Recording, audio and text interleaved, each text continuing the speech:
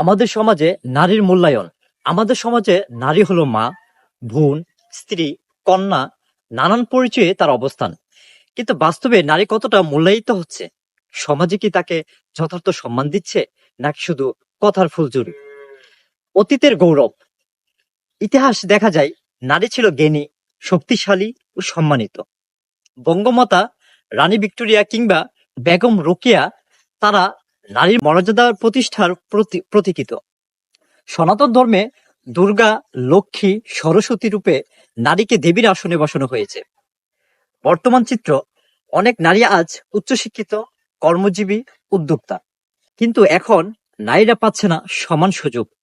পরিবারের সিদ্ধান্ত গ্রহণে অংশগ্রহণ কম, কর্মক্ষেত্রে নারীরা পাচ্ছে কম পারিশ্রমিক, রাস্তাঘাটে হেনস্থা, বৈষম্য শিকার, সহিংসতা এখনো বাস্তবতা।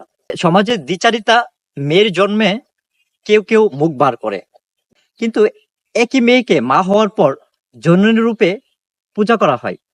পরিবার থেকেই শুরু হওয়া উচিত নারীর সম্মান। শিক্ষায় সমান সুযোগ দিতে হবে ছেলে মেয়ে উভয়কে। ধর্ম, আইন ও নীতিমালার নারীর নিরাপত্তা নিশ্চিত করা উচিত। নারীকে কেবল মায়া মমতার প্রতীক হিসেবে নয়, একজন পূর্ণাঙ্গ মানুষ হিসেবে সমাজে তার যথাযথ মূল্যায়ন করতে হবে। কারণ যেখানে নারীর সম্মান, সেখানেই সৃষ্টির কল্যাণ। ধন্যবাদ।